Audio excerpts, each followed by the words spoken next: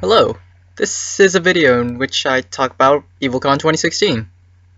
It was kinda in the title, I don't know what else to tell you if you were expecting something else, but whatever. Anyway, I went straight for the Undertale panel on Friday, no hesitation at all. Unfortunately, most of it was stuff that was probably already well known by everybody in there.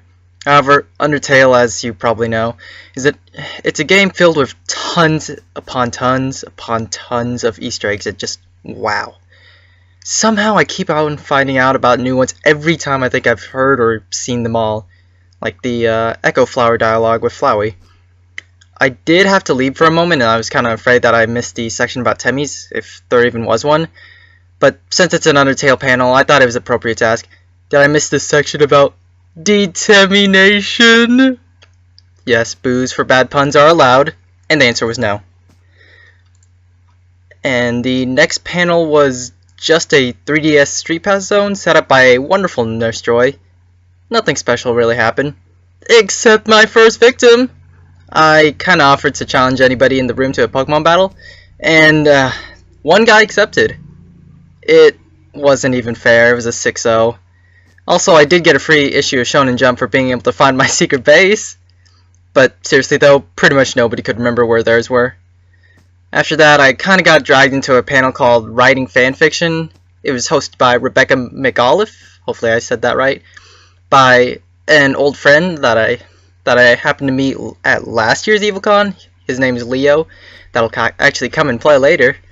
We learned the right way to write a fanfiction. I'm sorry. And the absolutely 100% incorrect way. The right way was kinda boring, but the wrong way? Suddenly Vegeta! Oh gosh. Leo told me about this, I found it, and we kinda broke Rebecca. Twice, actually. Whenever Leo actually read it out loud, she fell out of her seat and started rolling on the floor laughing. It was great. But in the writer's defense, his first language actually isn't English, and he kind of decided to write fanfiction and to improve his English. And it's interesting, his choice. Yeah.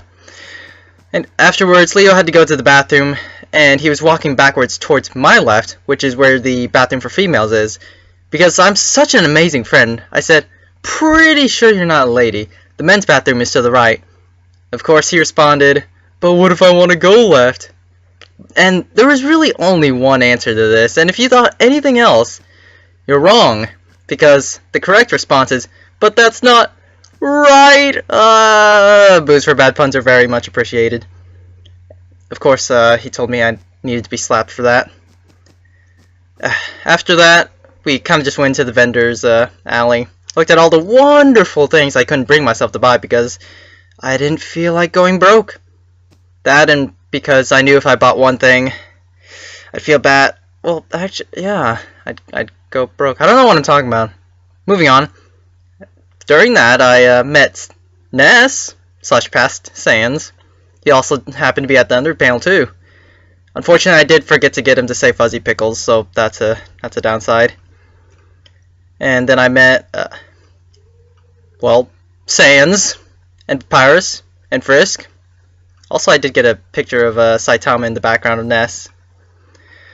But, yeah, other than that, I'm pretty honored to have been able to take a picture of such a cool dude.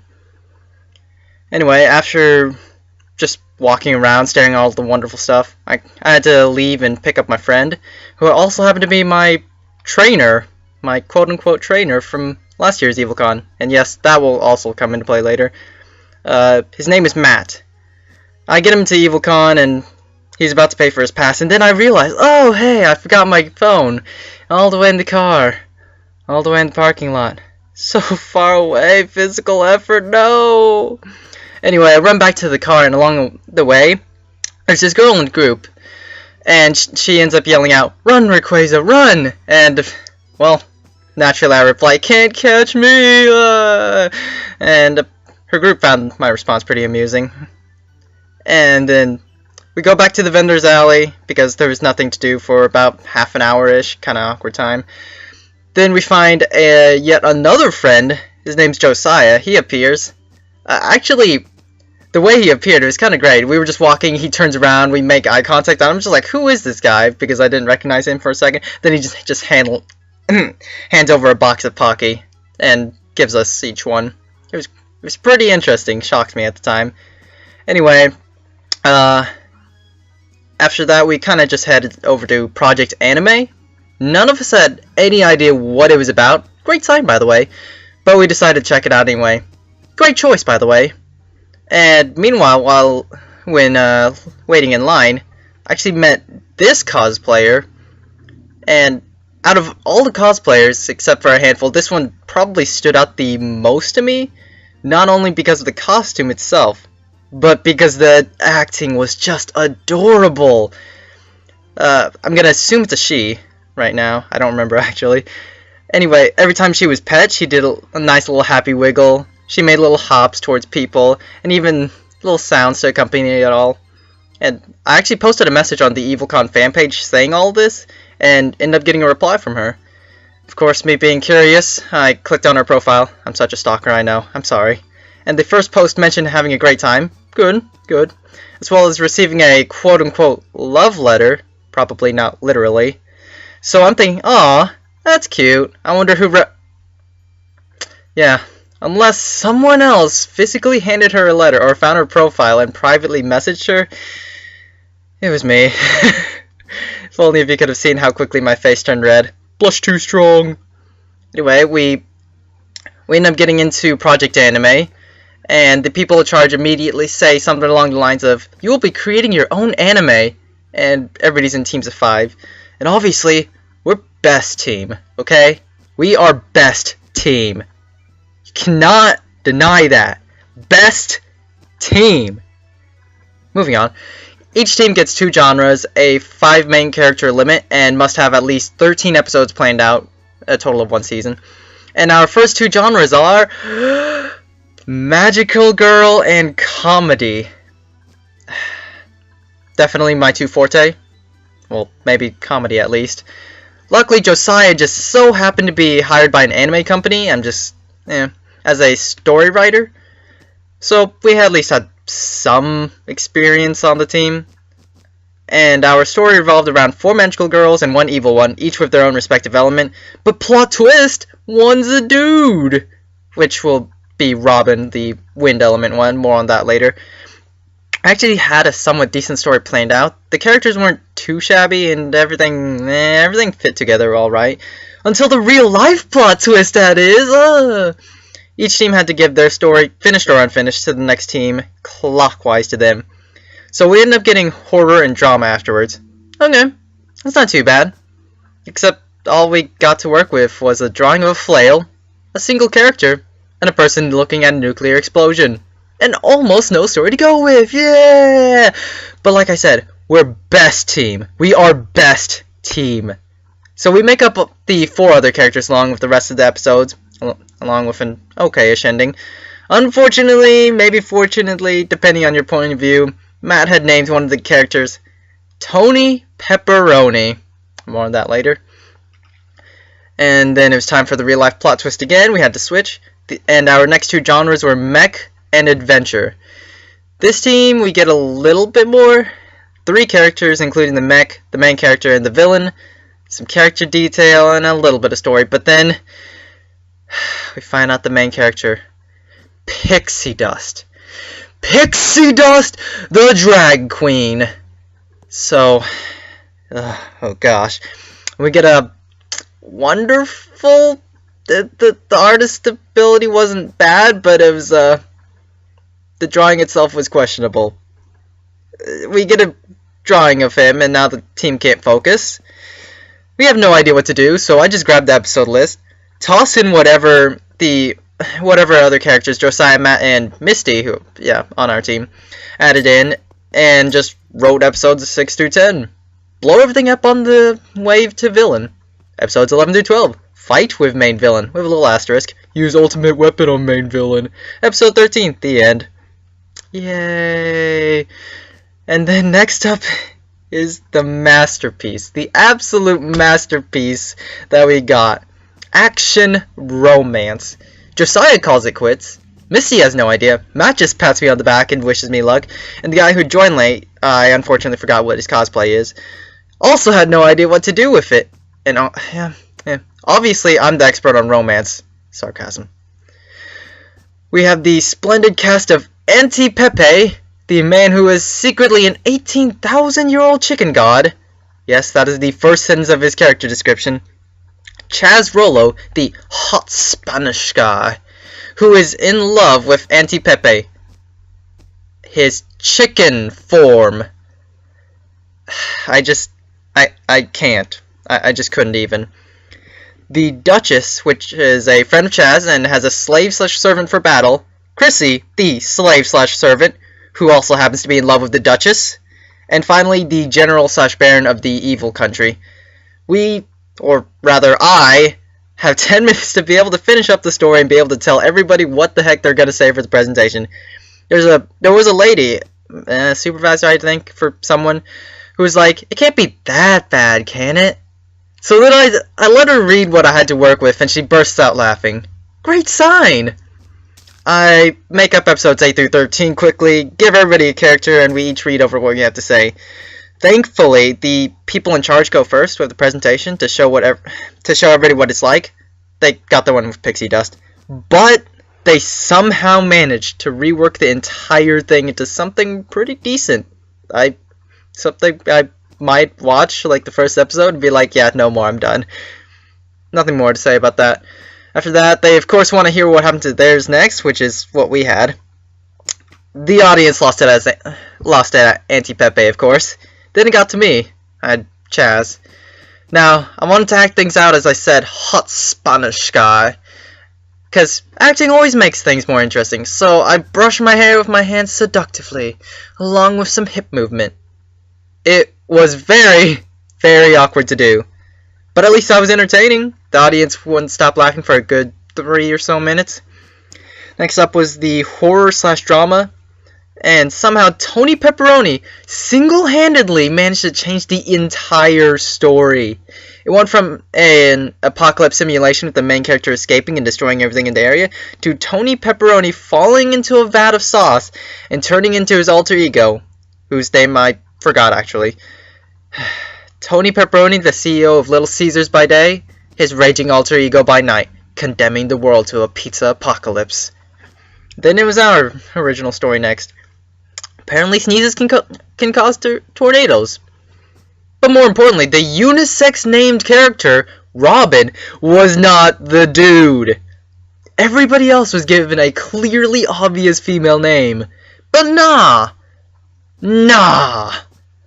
Many groans were made that day by our team. It was very disappointing. Anyway, my thoughts of Project Anime.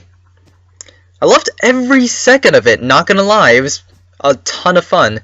Unfortunately, I'll now be remembered as a hot Spanish guy by Josiah and Matt. And then we wrap things up on Friday, more or less, by hitting each other with foam swords during LARP. Pretty much just like last year. But the main thing is, we checked out the gaming room. Most of the games were fighting, with a few music-based ones and Mario Kart 8. But then I noticed Pokken Tournament. Keep in mind, the last fighting game I played, not counting Super Smash Bros., I got beat by the tutorial. The tutorial of all things. But Pokken? Easy! I held my own against people who knew what they were doing, and I nearly perfected one person twice with Garchomp. Not gonna lie, I'm actually really tempted to buy a Wii U just for this game. The controls are responsive, the visuals are impressive, and each hit was so satisfying to land. But before I started, I actually asked a lady if anyone was using the chair next to her. Nope. Turns out that person was my quote-unquote wife, Sunny, and that's a story for another time. We both didn't even recognize each other, and apparently she had been trying to remember who I was for the entire time I was playing Pokken. We got it all sorted out, hugged each other, and then the mic drop. She had apparently divorced me for someone else, you know who you are, and then divorced her to remarry me. I thought we had something special. What about the paperclip ring? Anyway, moving on. Saturday, I woke up in the morning at about 7:05. looked at the schedule for that day and kind of decided to go back to sleep until 9. I figured Matt probably didn't want to go to Cosplay Chest, Finding Furries, Panel and Paneling, Name That Anime, or Otaku Bingo. Not gonna lie though, I was kinda thinking about sitting in on Finding Furries since it is Evillecon's first furry panel and all. I mean, that's something new or special, right? OMG, I'm secretly a furry! Confirmed! Ah! But I actually can't answer that because I don't even know what makes a person a furry. What is the meaning of life? Moving on. Matt and I get to Evillecon, go through bag check, and then... Of course I forget my phone again, so yeah, run back to the car. Nothing special happened that time, unfortunately. Then we're walking through the convention hallways, and one of the first things I notice is someone had lost the sole to their shoe. And Leo shows up a little bit later. I show him the picture of it, and of course I say, "Hey Leo, it seems someone has lost their soul." Plots for puns are groans and boos, just so you know. Anyway, we go to writing compelling characters with Robert Midget and Rebecca. It was pretty interesting, but nothing out of the ordinary really happened. Unless you count a group picture of most of the people doing a sorority squat. Please note, most of the people in the room were male, and yes, I did squat. After that, we just went back to shopping. But before we begin all that, Matt found a shaman figurine, and the only correct answer to respond to that is, "There's no shaman puns." Leo responded to my pun for once, saying, "There's a lot of shaman puns." I was pretty surprised, not gonna lie, it caught me pretty off guard. And of course, I respond, "That was pretty unexpected from you." Shut up, Kwokie. Yep, so then just took pictures of people, yep, yep, that was about it. Afterwards, I did get a picture of Goat Mom pretty early though, so no crowd of people swarming around her. Unfortunately, I didn't get a hug from Goat Mom. That was sad. She also had some fire, aka cloth, attached to some chains that she spun around to simulate her fire magic. Also wasn't able to get a video of that. Goat Mom, still breaking my heart, even in real life. Yep. After that, we kind of just went downstairs to get ready for Poke Party, but suddenly a wild trainer wants to battle. Now, most people didn't accept my Pokemon battle for tickets, because they would take one look at my team and be like, "Yeah, no thanks, how about a friendly battle instead?" Until this person. This person challenged me. I didn't even let him finish talking before I yelled out, "Yes!" Not gonna lie though, his muck did worry me a little bit because I had gotten off quite a few minimizes. But Helga doesn't care! Thunder Wave hit, Muck got paralyzed. Earthquake hit, Muck died. 4-0. Thankfully he still took my challenge, even though Matt was like, "Are you sure? You probably shouldn't challenge this guy because he's pretty good." And I was like, no, shut up, Matt. This is my chance. This is my chance. Anyway, Pocket Party started, and they had minigames this time around. Catch a Spoink, Hooper Ring Toss, and Fishing. The Spoink were those things that you push down and then they pop up, except they were actually in the shape of Spoink. You're supposed to catch as many as possible in 1 minute. This minigame was actually really fun, not gonna lie. Then the Hooper Ring Toss rings onto pins, 6 rings, 10 points each. I don't know what else to say about that, except I actually, quote-unquote, cheated and got 5 out of the 6 rings on by tossing them all as 1 ring. I did admit to it though, but it didn't matter because Matt got 5 rings legitimately, so he got 3 tickets. Fishing, you're supposed to catch Magikarp, Feebas, Corphish, or Master Ball, Stunfisk. The Master Ball was 50 points, everything else was 2 through 10. The Heavy Ball, though, was an instant loss, also a 1 minute time limit. And the same deal here as with the Street Pass Zone, I offered to challenge anybody in the room in a Pokemon battle. Yet another poor dude took the challenge, and I kind of demolished his team. Yeah, I'm sorry. Please don't nerf me. Anyway, this year the person who won the Pokemon Cry challenge was Ash with a Togepi Cry.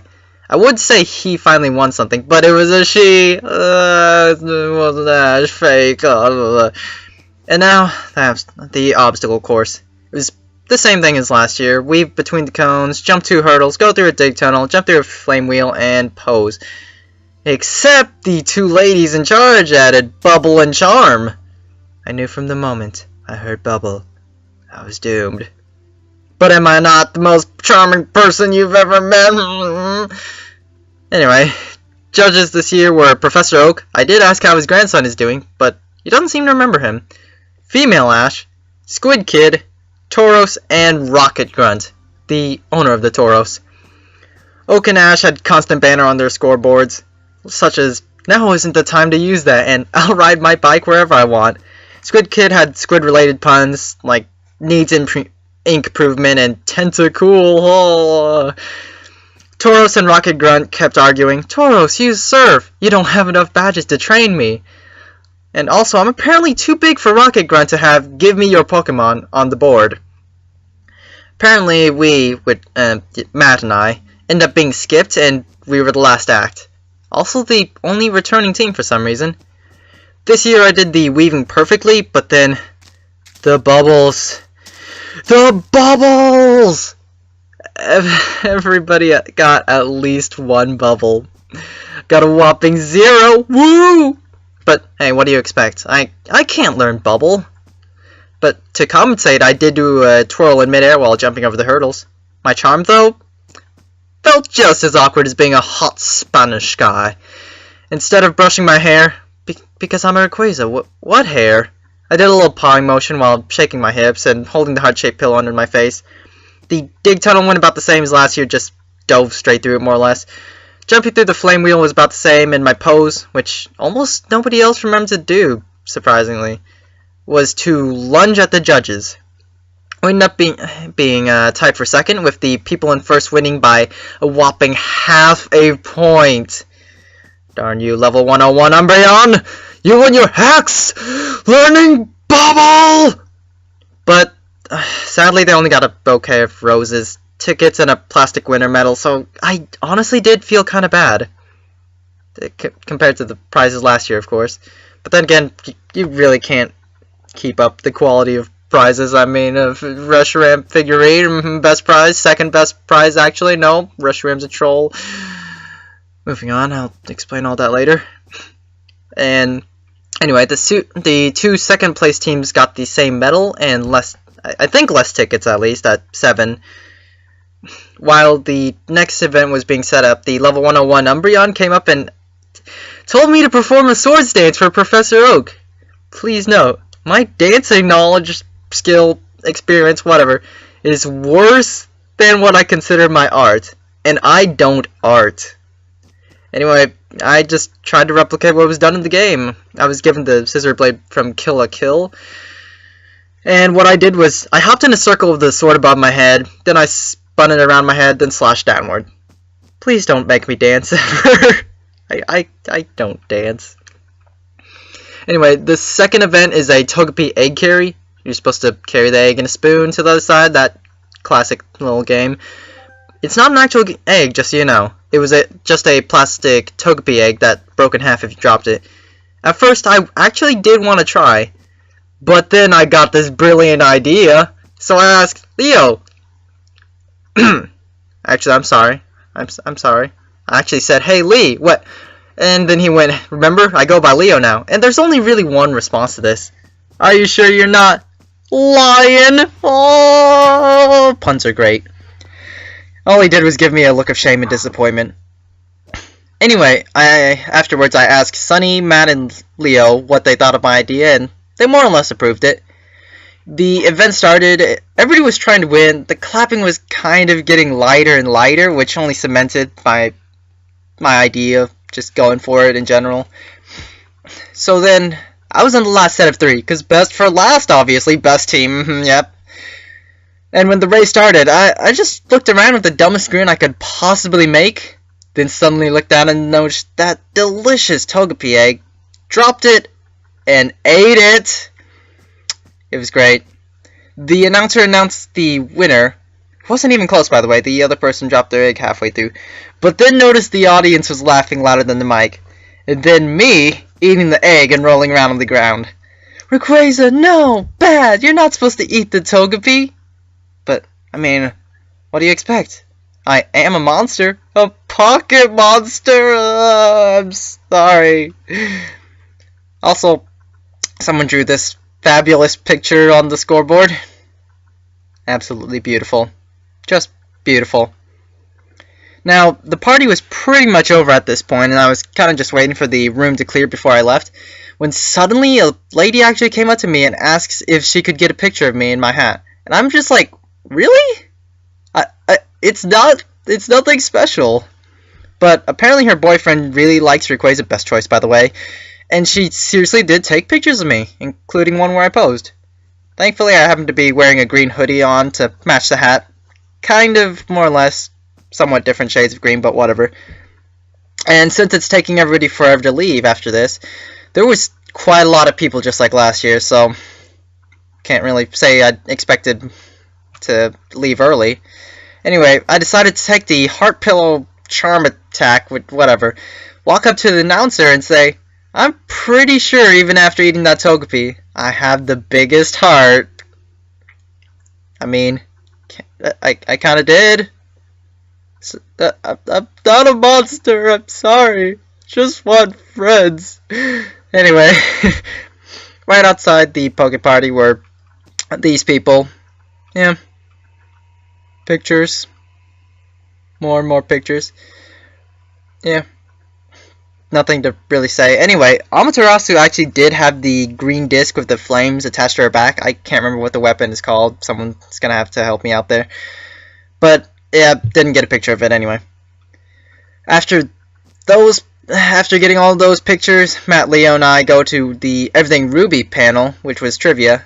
And one of the two said something about me actually being a Rayquaza, so I tried to look up a very specific Rayquaza cosplay. However, if you search Rayquaza cosplay, by the way, the one I was looking for it's in the first video that shows up. And if you search Rayquaza cosplay and scroll down in images, if you're on a computer, page down twice, 2 pictures of Reshiram cosplay also appear. By now, I'm starting to think that Reshiram is a real-life entity and is trolling me. Because I've been soft resetting for a shiny Reshiram for over a year now. Still, none. And then I see videos of people, like, less than 100 tries. I just... It's trolling me, guys. Send help, please. Anyway, Leo unfortunately can't stay for the panel, and he kind of has to leave. The first 25 problems are the kind that you can't possibly miss if you watch the entire show. But the other 29? My gosh, they were extremely obscure. What color did Yang have on her leg? What color scarf did Yang have on her leg in her original character sketch? It's blue, by the way. What monthly magazine in Japan publishes Ruby? Shoujo Jump. In the manga adaptation, also Japan, which character has their childhood shown? Weiss. As Matt and I were walking out, I noticed a guy with a Rayquaza plushie, best choice, coiled around his arm, so I run up to him, tap him on the shoulder, and tell him he has a nice plush, and then run away as he's left grinning about how some random guy with a Rayquaza hat just ran up to him, just to say that. Then Sunday, the final day, sadly. As with last year, there is a Pokemon tournament. Not official, sadly, so no play points, championship points out of that. Oh well, whatever. Also, like last year, Leo visits me once, and Matt kinda can't come. But this year happened to be doubles, which is what I'm arguably better at, but I like to claim that it's because nobody knows how to play doubles. I'm being legit about that. Nobody knows how to play doubles. By nobody, I mean like 90% of people. Anyway, last year we had about 40 to 50 people because of singles, and everybody knows singles, come on. That's like the default. But then only about 20 this year. Like I said, doubles is scary. Of course, I easily crush everybody, and I'm the first person to challenge the champion from last year. And proceed to crush him, just like he did me last year in singles. Anyway, I got a prize for being the first to challenge the champion, and I could choose an Attack on Titan keychain, ring, or sticker. I chose the ring. So, now that I'm the champion, I just have to last until every challenger is defeated, and I'll officially be the Evillecon 2016 champion. Unfortunately, I got a bit arrogant and got dethroned.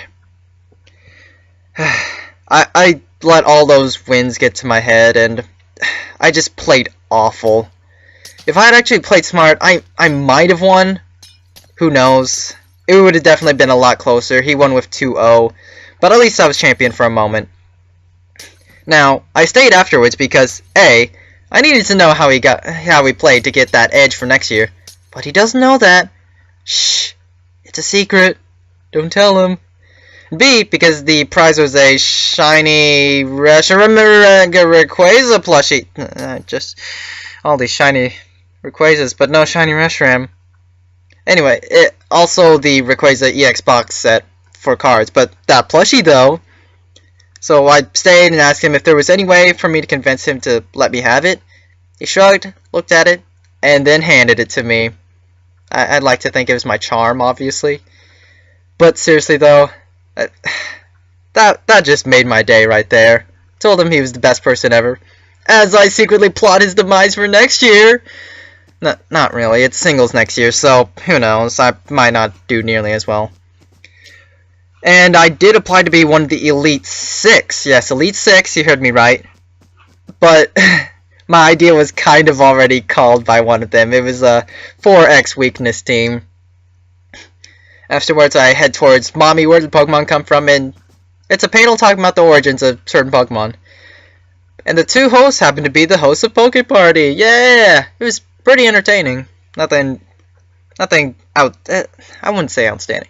Nothing crazy happened, at least. After that, I go to see the finals of the Evillecon talent show. I made it just in time to see the last act, at least. It was beatboxing plus dancing plus skits. It was actually really, really entertaining. Not gonna lie, I kind of wish I saw the entire thing. But origin stories, though. The winner was a girl who sang an original song of Beauty and the Beast. There was no contest. Absolutely none. The cheers for her outlasted the cheers for every other contestant, pretty much combined. After that, I decide to look at all the vendors again, and I run into Torchwick from the Everything Ruby panel. I think he means to shoot me, but I don't know. Anyway, I didn't really have anything to do after the closing ceremony, so I decided to watch voice actor dueling.